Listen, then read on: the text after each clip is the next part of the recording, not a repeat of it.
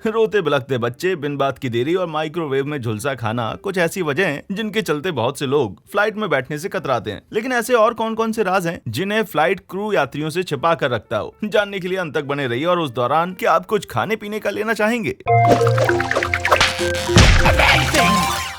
Number 10, secret code. अगर आप अक्सर फ्लाइट में बैठते हैं तो समय समय पर होने वाले अनाउंसमेंट्स के इतने ज्यादा आदी हो गए होंगे कि उनके मतलब के बारे में एक से दो बार नहीं सोचते होंगे। जैसे इस तरह की आवाज के बाद अक्सर केबिन क्रू या खुद पायलट का अनाउंसमेंट होता है। इस तरह की आवाजें फ्लाइट डेक और केबिन क्रू के बीच सीक्रेट कोड भी हो सकती है, ताकि यात्रियों में भगदड़ न मच जाए। आमतौर पर अलग अलग साउंड का अलग अलग मतलब होता है। जैसे एक बार डिंग की आवाज अटेंडेंट्स को संकेत देती है कि आगे हवाएं थोड़ा तेज हैं। दो सुनाई दे तो मतलब होता है कि प्लेन 10,000 फीट की ऊंचाई पर पहुंच गया है। और 3 बार डिंग अटेंडेंट्स के लिए इशारा होता है कि आगे फ्लाइट जोर से हिलने वाली है, इसलिए उन्हें तुरंत बैठ जाना चाहिए। ये तो हुई आम कोड्स की बात। बहुत से पायलट्स और अटेंडेंट्स बताते हैं कि इस तरह से केबिन और फ्लाइट डेक के बीच प्राइवेट मैसेज भी भेजे जा सकते हैं। जैसे पायलट की तरफ से एक बार चाइमिंग सुनाई दे तो मतलब होता है, हे क्या हम फ्री होने के बाद कॉफी पी सकते हैं? वहीं क्रू की तरफ से 3 बार चाइमिंग सुनाई दे तो ये पायलट्स के लिए इशारा होता है किसी यात्री की तबीयत बिगड़ गई है, हो सकता है हमें फ्लाइट डाइवर्ट करनी पड़े। नंबर 9, मुर्दों के साथ उड़ान। अगर आप अपनी गर्दन घुमाकर देखेंगे तो पाएंगे कि फ्लाइट के ज्यादातर यात्री मजे से अपनी सीट पर सो रहे हैं, खासकर आपकी फ्लाइट की टाइमिंग बेतुकी हो तब। लेकिन अगर फ्लाइट में हर कोई महज सो ना रहा हो तो वह ऐसा बहुत ही कम होता है। लेकिन फिर भी क्रू को हवा में हजारों फीट ऊपर होने वाली कुदरती मौतों के लिए मानसिक रूप से तैयार रहना पड़ता है। लेकिन सच तो यह है कि पक्के तौर पे कुछ भी पता नहीं कि ऐसी स्थिति में क्या किया जाए, क्योंकि बीच हवा में कोई लाश तो लटकाएगा नहीं। अगर ऐसा हो जाए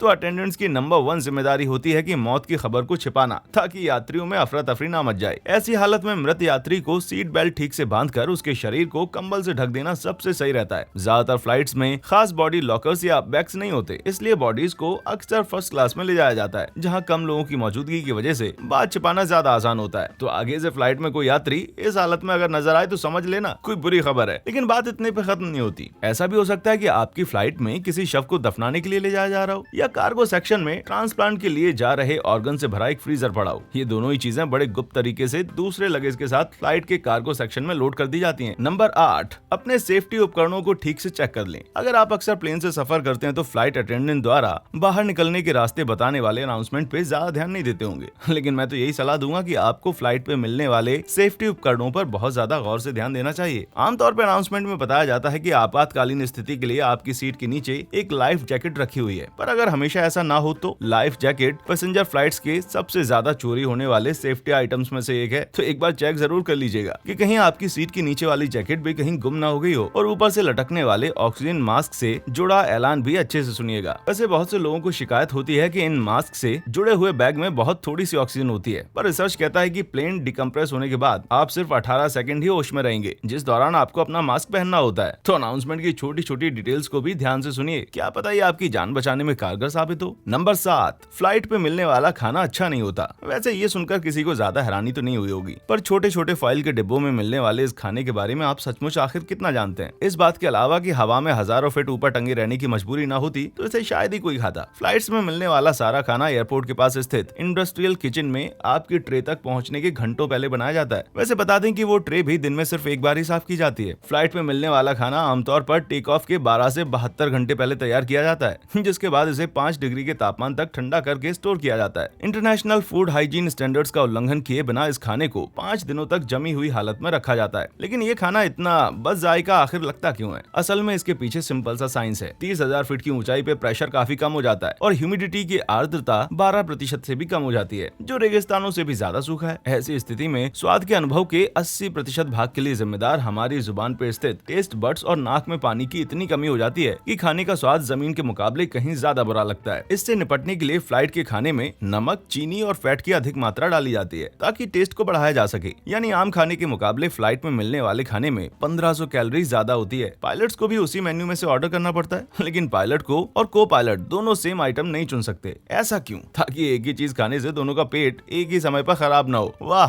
क्या उपाय है भाई। नंबर 6, चाय, कॉफी या शैंपेन। फ्लाइट में मिलने वाले पेय पदार्थ भी परफेक्ट नहीं होते, खासकर गर्म वाले। केबिन का प्रेशर कम होने की वजह से पानी 100 की जगह 90 डिग्री सेल्सियस पर ही उबलने लगता है। तो जाहिर है कि उड़ान के दौरान बनाई गई चाय के स्वाद की तुलना घर पे आराम से उबाली उबाली गई चाय के स्वाद से की नहीं जा सकती। इसी तरह हमारी नाक में होने वाली नमी की कमी के चलते कॉफी का स्वाद भी बदला बदला सा लगता है। इतना ही नहीं, आपके फेवरेट हॉट ड्रिंक्स को सेफ बॉइल्ड वाटर की जगह जहाज के नल के पानी से बनाया जाता है, जो पीने के लिए उपयुक्त से कहीं ज्यादा कम होता है। ऐसा क्यों? क्योंकि फ्लाइट जब किसी एयरपोर्ट पर रुकती है तो प्लेन को टॉयलेट खाली करनी पड़ती है और पानी भरना एक ही बंदे की जिम्मेदारी होती है, जो इन दोनों कामों को एक साथ करता है। ठीक से सफाई न होने की वजह से प्लेन के पाइप और वॉल वगैरह में काफी गंदगी जम जाती है। बहुत से लोग हार्ड ड्रिंक लेना पसंद करते हैं, लेकिन अच्छे से अच्छी वाइन भी फ्लाइट में अच्छी नहीं टेस्ट करती, क्योंकि ऊंचाई पे प्रेशर की कमी की वजह से लिक्विड पतला हो जाता है। गले को तर और दिमाग को ठंडा करने का एक बेहतर तरीका बताऊं? शैंपेन ट्राई कीजिए, क्योंकि इसके बबल्स की वजह से इसका असली टेस्ट और फ्लेवर बरकरार रहता है। नंबर 5, आपके स्मार्टफोन से प्लेन क्रैश नहीं होगा। फ्लाइट से जुड़ी गलत मान्यताओं में से एक यह है कि अगर आपने टेक ऑफ से पहले सारे इलेक्ट्रॉनिक डिवाइसेस को एयरप्लेन मोड पे लगाने के आदेश का सख्ती से पालन नहीं किया तो पूरा प्लेन दुर्घटनाग्रस्त हो सकता है। ये पूरी तरह से सच नहीं है। आपके लैपटॉप या स्मार्टफोन जैसे डिवाइसेस प्लेन के उड़ने के लिए जरूरी किसी भी इलेक्ट्रॉनिक उपकरण से अपने अकेले के दम पे छेड़छाड़ करने में सक्षम नहीं होते। दिक्कत असल में यह है कि फोन नेटवर्क का रेडियो सिग्नल प्लेन और ATC टावर के बीच होने वाले रेडियो संपर्क से छेड़छाड़ कर सकता है, और यात्रियों से भरे प्लेन में सभी अपना फोन यूज करने लगे तो इस संपर्क में अच्छी खासी बाधा आ सकती है। अमेरिकी प्रशासन फ्लाइट के दौरान नेटवर्क प्रोवाइड कराने के लिए नियमों में बदलाव करने पर विचार कर रहा है, लेकिन यहाँ तक उम्मीद है कि कॉल्स करने या रिसीव करने की पाबंदी जारी रहेगी, क्योंकि इतनी सी जगह में सब जोर जोर से बात करने लगेंगे तो कानून का क्या होगा भाई। नंबर 4, सबसे अच्छी सीट। कुछ लोग आने वाली फ्लाइट की तैयारी करते वक्त मनपसंद सीट चुनने पर ज्यादा ध्यान नहीं देते। वहीं कुछ ऐसे यात्री भी होते हैं जो पूरी कोशिश करते हैं कि बीच वाली सीट या एले-13 ना मिले, जिससे यात्रियों की तसल्ली के लिए बहुत सी फ्लाइट से गायब भी कर दिया गया है। लेकिन किसी फ्लाइट की सबसे अच्छी या सेफ सीट भला कौन सी है? रिसर्च से पता चला है कि ज्यादा शांत माहौल, ज्यादा आरामदायक सीट और पैर फैलाने के लिए ज्यादा स्पेस होने के बावजूद आपातकालीन स्थितियों में फर्स्ट क्लास प्लेन का सबसे बुरा हिस्सा साबित हो सकता है। 2012 में वैज्ञानिकों ने एक बोइंग 737 को जानबूझ के क्रैश करवाया और पाया कि फर्स्ट क्लास में रखा एक भी डमी असली क्रैश में जिंदा नहीं बच पाता, और फर्स्ट क्लास की कुछ सीट्स तो क्रैश साइट से 500 मीटर दूर पाई गई। माना जाता है कि प्लेन के विंग के पास की सीट सबसे ज्यादा मजबूत होती हैं और इमरजेंसी एग्जिट के पास वाली सीट्स जल्दी से बाहर निकलने के लिहाज से सबसे अच्छी होती हैं, क्योंकि अगर प्लेन में आग लग जाए तो ऐसा करने के लिए आपके पास सिर्फ 90 सेकंड का वक्त होता है। इनफैक्ट फ्लाइट अटेंडेंट्स की सीट सबसे ज्यादा सेफ होती है, क्योंकि ये प्लेन के पिछले हिस्से में होती है और पीछे की ओर घूमी हुई होती है, जिससे झटका लगने पर बैठने वाले की गर्दन और रीढ़ को बेहतर सपोर्ट मिलता है। अगर ऐसा है तो प्लेन की बाकी सीट्स भी पीछे की ओर क्यों नहीं घूमी होती? जवाब सिंपल है भाई, क्योंकि ये ज्यादा महंगी पड़ती है। इन सीट्स का वजन भी ज्यादा होता है, जिसके चलते ईंधन की खपत बढ़ जाती है। लेकिन पता है ना, सेफ्टी फर्स्ट। नंबर 3, टाइम ही पैसा है। टेक ऑफ में होने वाली देरी सभी का मूड खराब कर देती है और सीट बेल्ट बांधकर टेक ऑफ के ऐलान का इंतजार मानो कभी खत्म नहीं होता। लेकिन क्या आप जानते हैं कि चीखते हुए यात्रियों के हर एक सवाल का जवाब फ्लाइट अटेंडेंट्स की पेमेंट भी अभी शुरू नहीं हुई होती। अलग अलग एयरलाइंस में अलग अलग सिस्टम हो सकता है, लेकिन आमतौर पर मेन एग्जिट डोर बंद होने और पार्किंग ब्रेक रिलीज होने से पहले फ्लाइट क्रू की पेमेंट शुरू नहीं होती और मंजिल पर पहुंचकर पार्किंग ब्रेक लगने और मेन एग्जिट डोर खुलने पर बंद हो जाती है। यानी कि क्रू को फ्लाइट से पहले की जरूरी तैयारियों और पायलट्स द्वारा किए जाने वाले वेदर चेक, रूट कोऑर्डिनेशन और ब्रीफिंग समेत अटेंडेंट्स द्वारा यात्रियों के प्लेन में चढ़ने में मदद करने के पैसे नहीं मिलते। एयरलाइन स्टाफ की शिफ्ट टाइमिंग का हिसाब करने का बरसों से यही तरीका रहा है और अफसोस कि वे इस नियम को फिलहाल चेंज करने के मूड में नहीं है। तो अगली बार सफर के वक्त क्रू से थोड़ा सा अच्छे से पेश आइए, क्योंकि ध्यान रहे, रूड यात्रियों से निपटना वैसे ही बड़ा मुश्किल काम होता है, उस पर से ऐसा मुफ्त में करना पड़े फिर तो क्या ही कहना। नंबर 2,